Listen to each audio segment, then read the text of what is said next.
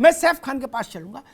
भाई देखो, एक बात कहें, मुझे लोग थोड़ा सा कहते हैं कि आप अमिताभ जी कई बार अव्यवहारिक हो जाते हो, लेकिन मुझे लगता है कि अगर परिणाम चाहिए तो कभी कभी अव्यवहारिक होना चाहिए, कभी कभी थोड़ा लीक से हटके सख्त होना चाहिए, नहीं तो नतीजा नहीं आता, गोल गोल गोल गोल घूमता रहता आदमी जलेबी जैसा।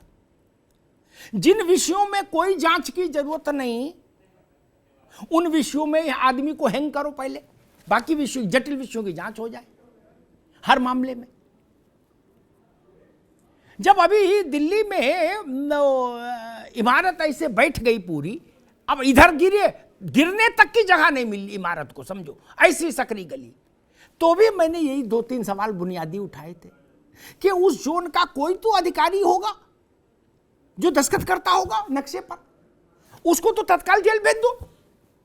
इधर मलबा उठता रहेगा, उससे उधर उसको जेल भेजो, जिस अवस्था में मिले ले जाओ टांग के। उस इलाके का पार्षद विधायक, उनके खिलाफ कार्रवाई करो। नहीं, पार्षद की निगाह से तो नहीं बच सकता, विधायक तो छोड़ भी दे, लेकिन कौन सुनता है?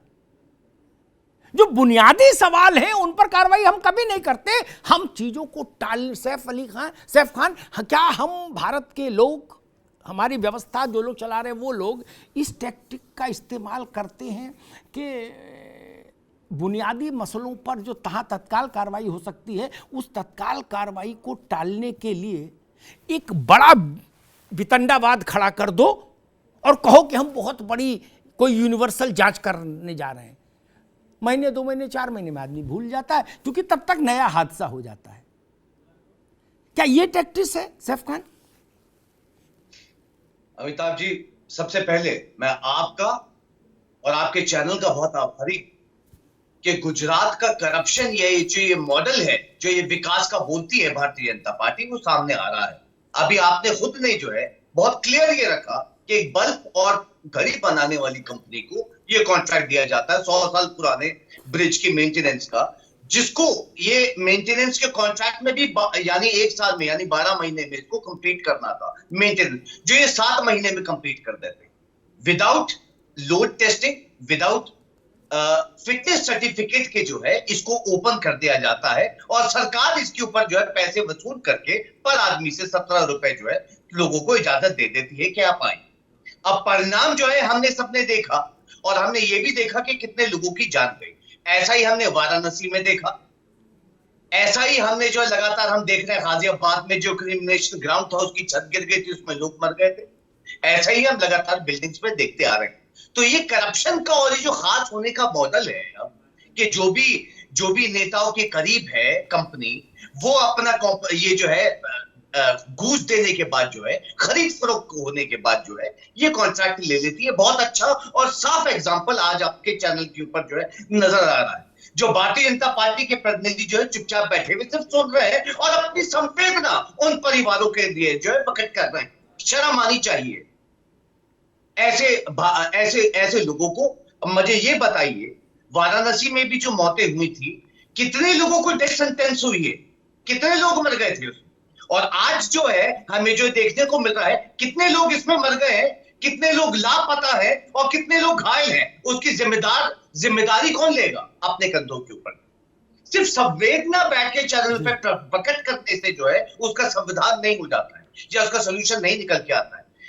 अभी अमिताभ जी, सच्चाई यह है कि अब हमारे देश में जो भी पॉलिटिकल पार्टियों को, खासकर भारतीय जनता पार्टी के जो लीडर्स हैं उनके करीब है, उनको तो सब कॉन्ट्रैक्ट सब दिए ही जा रहे हैं, ना बनाते हुए भी हर चीज के कॉन्ट्रैक्ट जो है अलग अलग दौर के ऊपर, कभी ब्रिज से लेके प्लेन तक जो है वो दे दिए जाते हैं अब। और यही जो है करप्शन का मेन मुद्दा जो है हम सबको मिलकर उठाना चाहिए। ठीक बात सैफ भाई। एक बात मैं कहूं, मुझे लगता है आज सबकी पीड़ा साझी है, ठीक है ना। राजनीतिक मंच अलग अलग होने के कारण थोड़ा बहुत टोन इधर उधर हो, लेकिन पीड़ा सबकी साझी है। इतनी इंसानियत तो हम सब में होनी है ही कि इतने बड़े दुख में आंख नम रहती है। लेकिन एक बात मैं कहूँ कि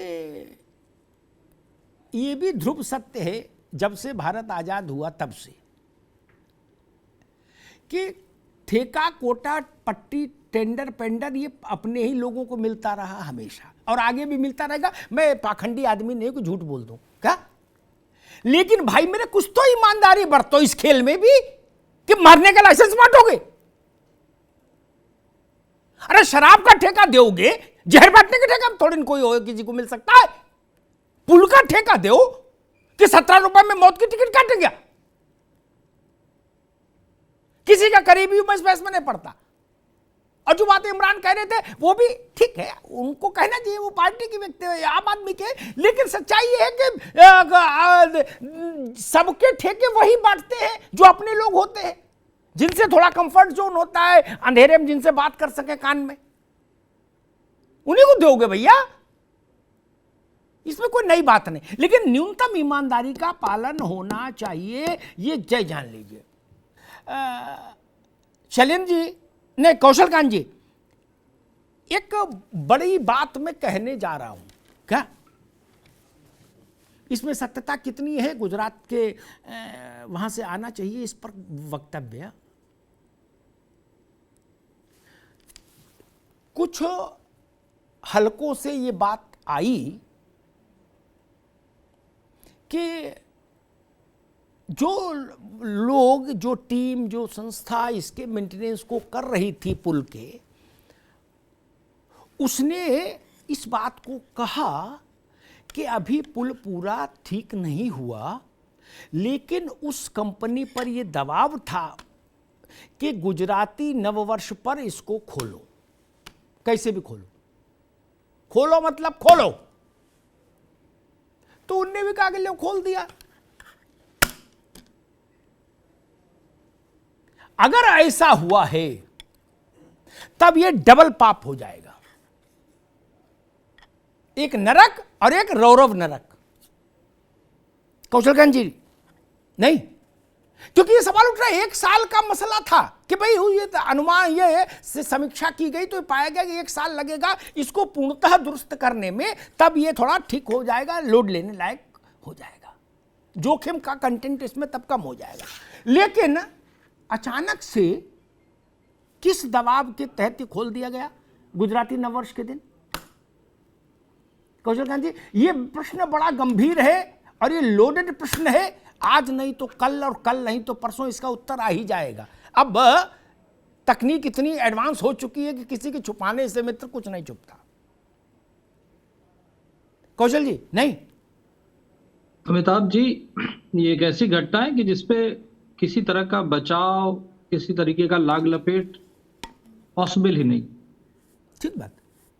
मेरी अपनी लक्ष्मण रेखा है।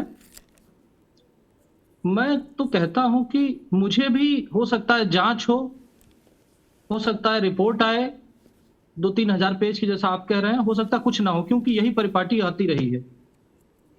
मैं तो अपनी लक्ष्मण रेखा में बंधा हूं।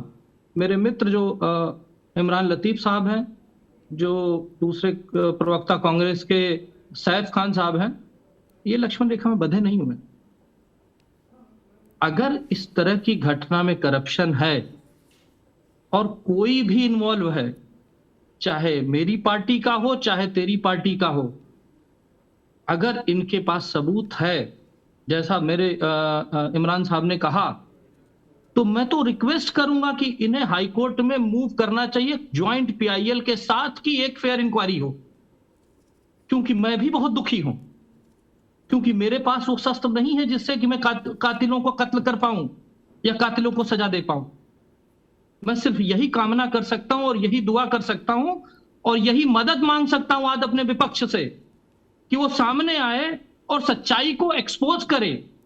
उस एक्सपोजर में चाहे मैं ही नंगा क्यों न मिलूं, मैं सिर्फ यही कहना चाहता हूं, क्योंकि ये एक ऐसी घटना है जिसमें कोई बचाव नहीं हो सकता। डॉक्टर कौशलकांत ने बहुत बड़ी बात कही है, और कम से कम राजनीतिक लोगों में अगर ये जज्बा भी जिंदा रहे तो भी मुझे ये भरोसा होगा कि देश के उसमें एक रोशनदान खुला है, चीज़ें ठीक हो सकती हैं। इमरान लतीफ़ क्या कहना चाह रहे थे?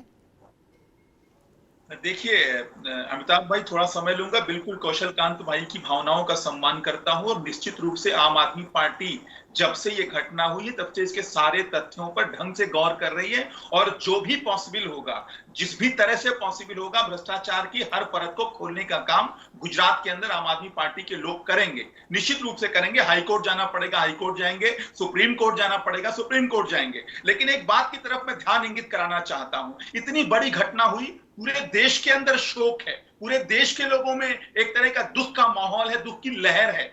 लेकिन गुजरात में क्या हो रहा है?